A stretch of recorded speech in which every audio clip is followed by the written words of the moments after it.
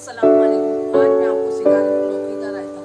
लौकी के रायते के लिए मुझे चाहिए आधा किलो मैंने लौकी ली है, हरी मिर्ची ली है, पुदीना, हस्बे जायका मैंने नमक लिया है, आधा किलो मैंने दही